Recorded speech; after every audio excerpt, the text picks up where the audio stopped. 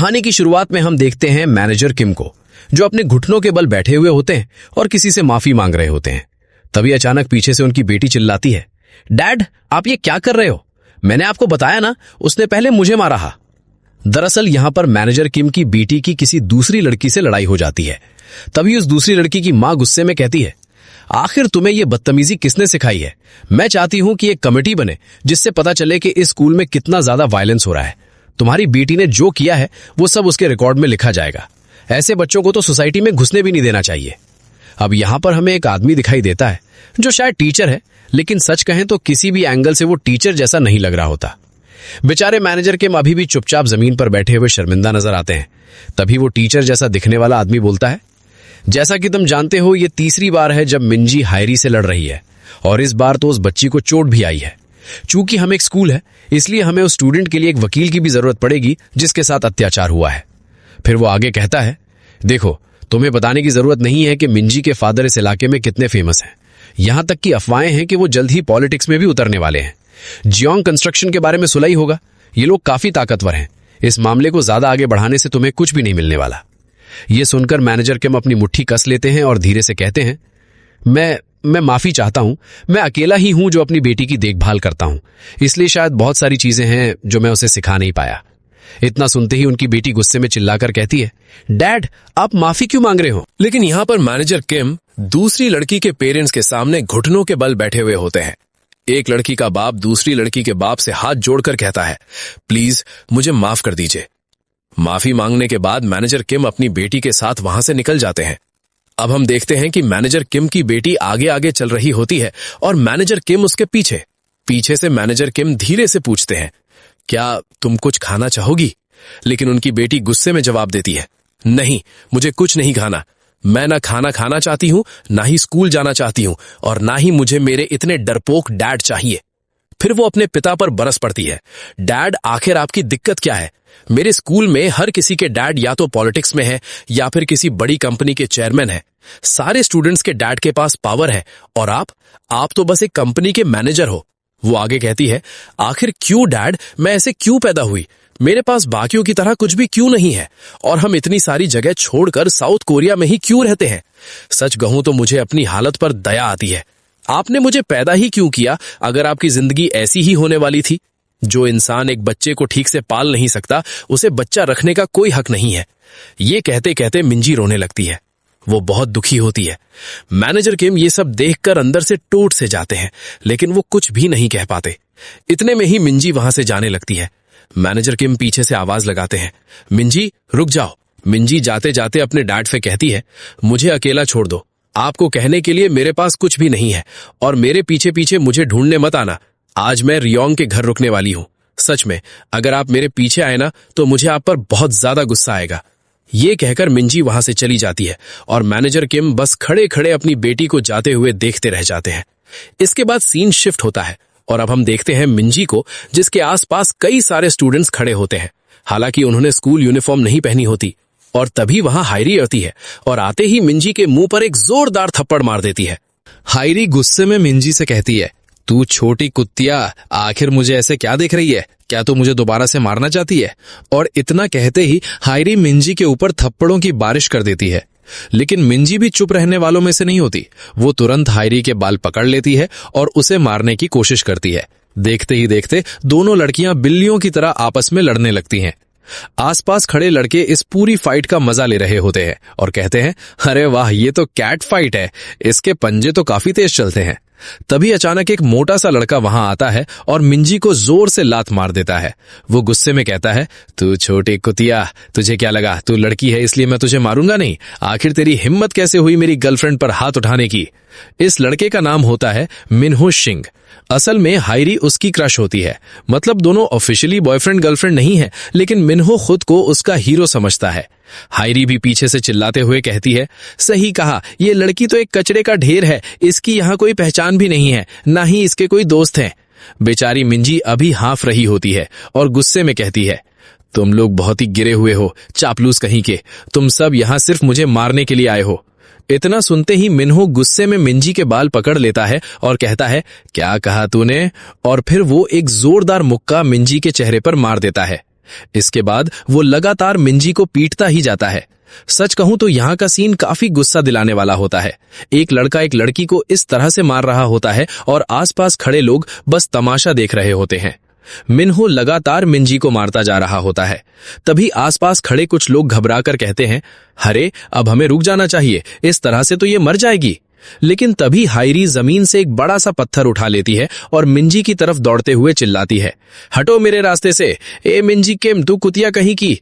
और वो पूरी ताकत से पत्थर मिंजी के सिर पर दे मारती है। पत्थर लगते ही मिंजी पीछे की तरफ लड़खड़ाती है, मिन्हो से टकराती है और उसका सिर पीछे पड़े एक बड़े से पत्थर से जा टकराता है। अगले ही पल मिंजी का खून जमीन पर फैलने लगता है। अब मामला बहुत ज्यादा सीरियस हो चुका होता है। आसपास खड़े सारे लोग घबरा जाते हैं और कहने लगते हैं, ओह शिट, हमने ये क्या कर दिया, क्या ये मर गई? जल्दी 911 पर कॉल करो।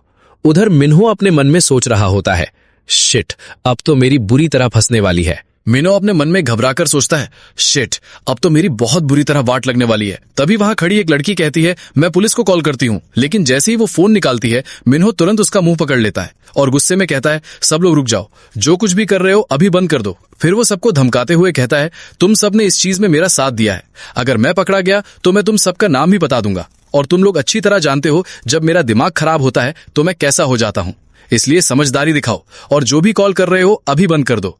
इसके बाद मिन्हो कहता है, मैं एक गैंग के हेड को जानता हूं, मैं उसे कॉल करने की कोशिश करता हूं। हालांकि मुझे नहीं पता कि वो मेरी मदद करेगा या नहीं, क्योंकि मैं यहां नया हूं। इधर जमीन पर मिंजी बेहोश पड़ी होती है। उधर मिन्हो किसी को कॉल लगाता है और घबराकर कहता है, हेलो सर, मैं मिन्हो सिंह बोल रहा हूं, मुझे आपकी मदद चाहिए, क्या आप मेरी मदद कर सकते हैं?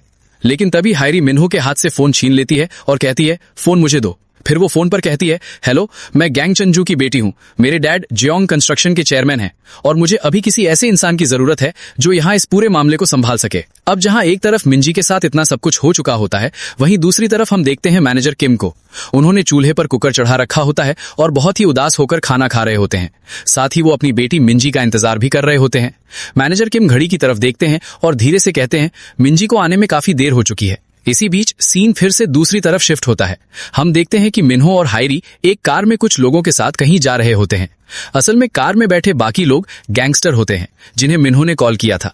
उनमें से एक गैंगस्टर हायरी से कहता है, तो तुम मिस्टर जू की बेटी हो? हायरी जवाब देती है, हाँ बिल्कुल सही कहा। गैंगस्टर हल्की मुस्कान के साथ कहता है, देखो हम आमतौर पर ऐसे मामलों में ज्यादा दखल नहीं देते, लेकिन क्योंकि तुम मिस्टर जू की बेटी हो इसलिए मैं यहाँ आया हूँ, आखिर तुम स्पेशल हो। हायरी इन गैंगस्टर्स को देखकर थोड़ी नर्वस हो जाती है और कहती है, ठीक है, लेकिन काम हो जाएगा ना? प्लीज इस पूरे मामले को अच्छे से संभालना और कोशिश करना कि तुम्हें कोई देख ना पाए, क्योंकि हमें और ज्यादा लफड़ा नहीं चाहिए। इस पर गैंगस्टर हंसते हुए कहता है, इतनी चिंता मत करो, आजकल हमारे पास जो टेक्नोलॉजी है उससे काम करना बिल्कुल आसान हो गया है। फिर वो आगे कहता है, जब हम ऐसे मामलों को जापान भेजते हैं तो वहां के लोग किसी भी इंसान को बिना कोई सबूत छोड़े गायब कर सकते हैं। अरे उसका क्या नाम था? हाँ, कंपैशन टेक। तभी उसके साथ बैठा दूसरा आदमी कहता है, बॉस उसका नाम कंपैशन टेक नहीं, कंप्रेशन टेक है।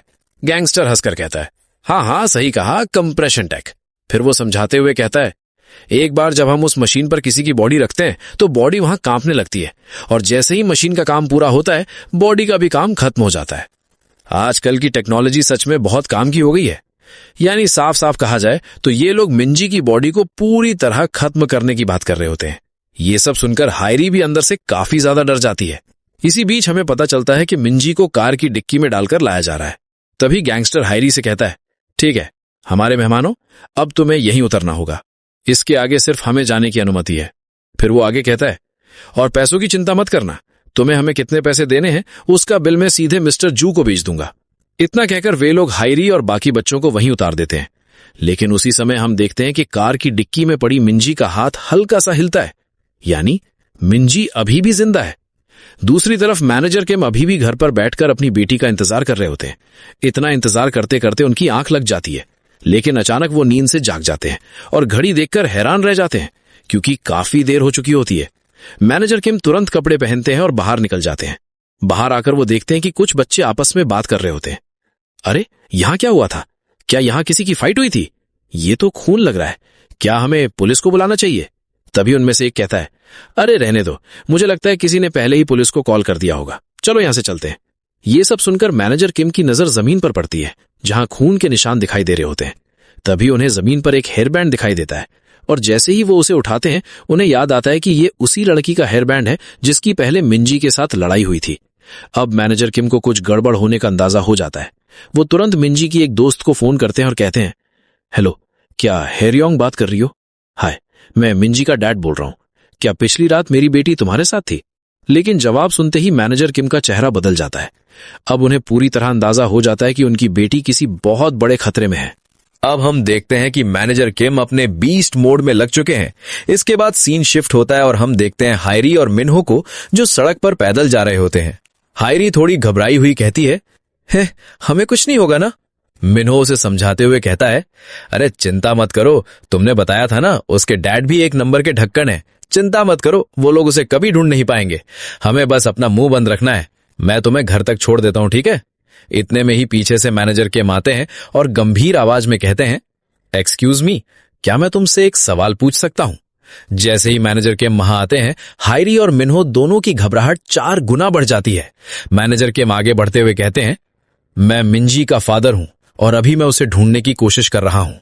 इतने में मिन्हो गुस्से में मैनेजर किम का कॉलर पकड़ता है और एक जोरदार मुक्का मारते हुए कहता है, अबे साले बुढ़े, तूने तो मुझे डरा ही दिया। लेकिन तभी मिन्हो देखता है कि हायरी काफी ज्यादा डरी हुई है।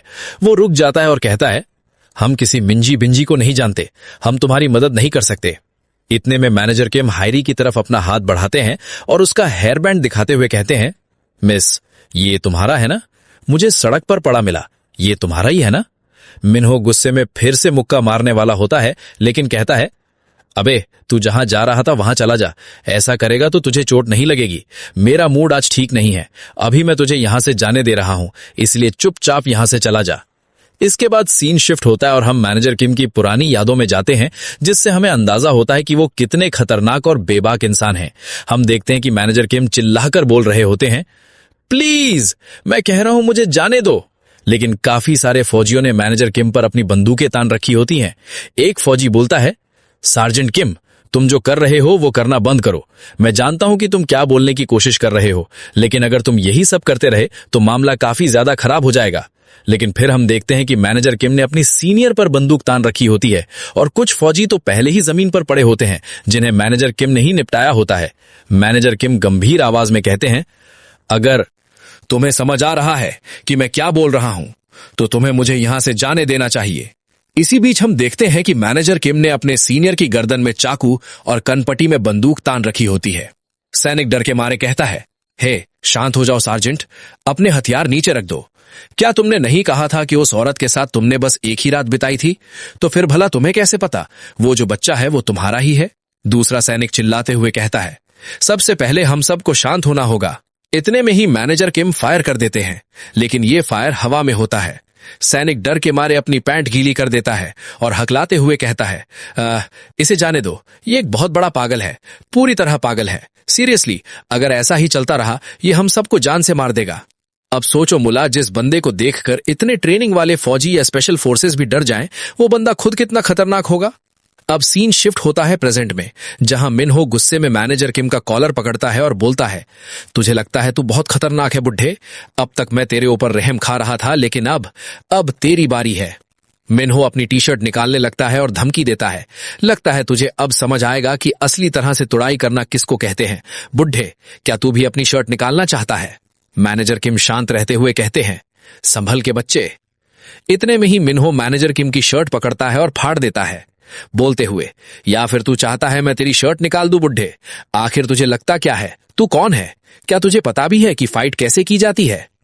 मैनेजर किम की शर्ट फाड़ते ही मिन्हो हैरान रह जाता है, वहीं हायरी डर के मारे कांप रही होती है।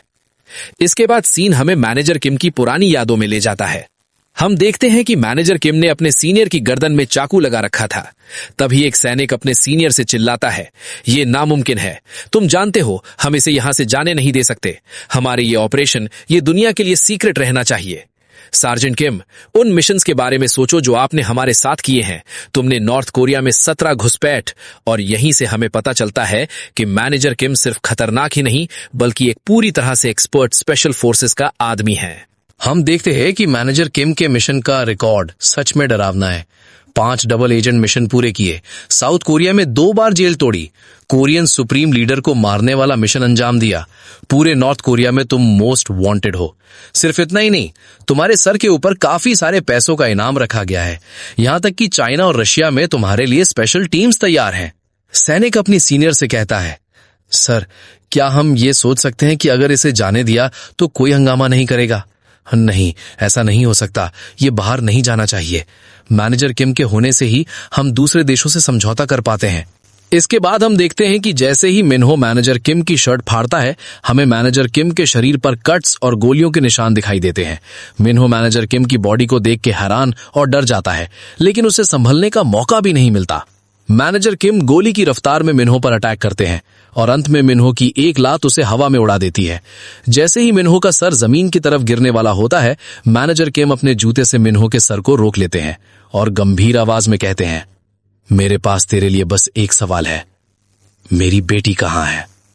और बस यही मैनेजर किम का चैप्टर 1 का अंत होता है। तो भाई लोग, उम्मीद है आपको मैनेजर किम का चैप्टर 1 पसंद आया होगा।